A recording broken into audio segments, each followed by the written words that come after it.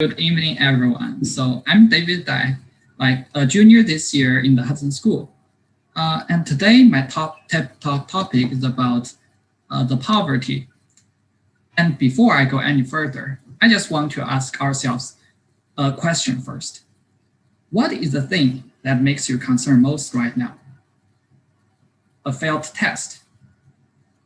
A busy day with many work to finish? Or let's say like what to eat for supper? For me, at least, people around me are all considered about similar issues. However, there are still many other people in the world who are concerned about something else.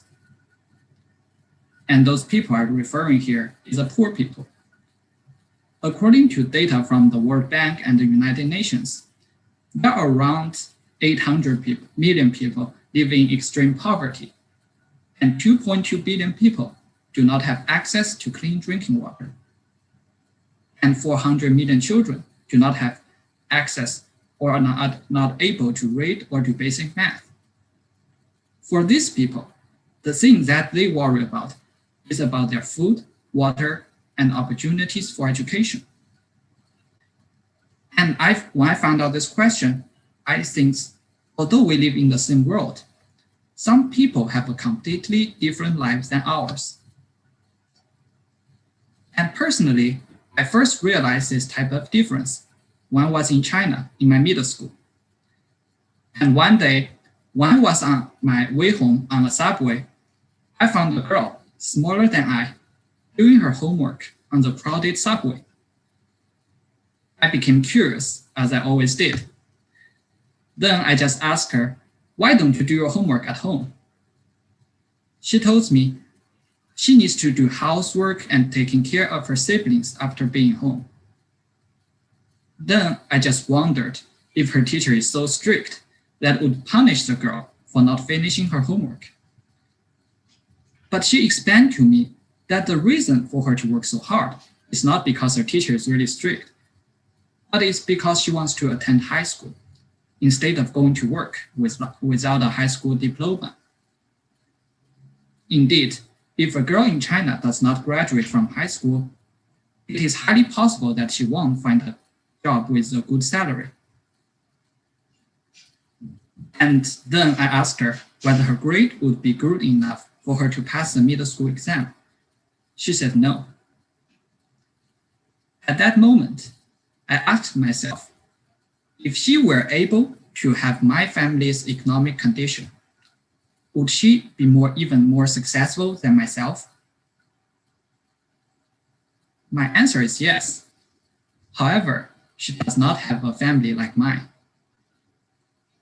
So this is a tragedy caused by poverty.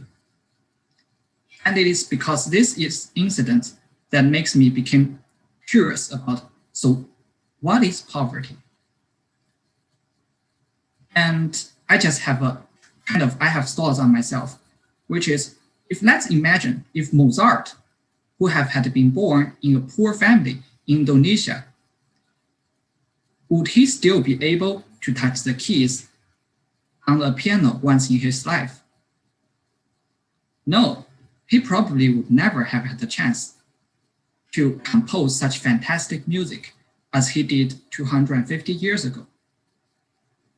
So this type of question, luckily, is not only of great concern to myself. When I read the book called Poor Economics, written by Professor Abhijit Banerjee and Esther Duflo, economic professors at MIT who specialize in studying poverty, so I found they had a similar point of view. In the first chapter, Professor Banerjee quoted from the famous Nobel Prize laureate Amartya Sen, saying that poverty leads to an intolerable waste of human talent. As he puts it, poverty is not just a lack of money. It is not having the capability to realize one's full potential as a human being. So he gives out an example. A poor girl in Africa would probably go to school for at most a few years, even if she's brilliant. and most likely won't get the nutrition to become the world-class athlete she might have been, or receiving funds to start a business if she has great ideas. So all these results is caused by poverty. Unfortunately, there are many people around the world who are actively engaged in solving poverty, but we still have many obstacles to overcome. Indeed, solving poverty is not as easy as we imagined in our first place. It's not as easy as we imagined, because poverty is not just sending them money. We cannot solve poverty by just sending them money, because it is not sustainable. Indeed, solving poverty is much harder than earn money ourselves, because we do not only need to know how to earn those monies, but we need to teach others how to do it. And actually, there was a TV series in China this year about solving poverty called Shanghai Qing. And in this series, it reveals many obstacles about solving poverty. One of them that stands out to me is the uncooperativeness of those poor people when the government trying to help them. For example, when the government introduced some methods for planting mushrooms, many poor people there refused to plant them, although it could bring them a huge benefit. And the reason behind this is simple, because they need to borrow money in the first place in order to plant those mushrooms, which means they may not be able to pay those money back if they cannot sell those mushrooms successfully. And similar issues did happen around the world. For example, like some poor people in the third world, they are not willing to buy fertilizers because they don't want to take the risk. And their actions just keep themselves stay in the poverty trap. And some people, other people like some American conservatives in 1980s, they observed this phenomenon. And they argued that poverty influences those poor people cognitively, which forms a sort of like a poor culture, makes them only to focus on short-term benefit instead of long-term benefit. So what they're trying to say is that when a child born in a poor family, he's doomed to be poor in the future because he will just focus on short-term benefit. And I don't agree with this point, because I don't think there's any person born is doomed to be poor.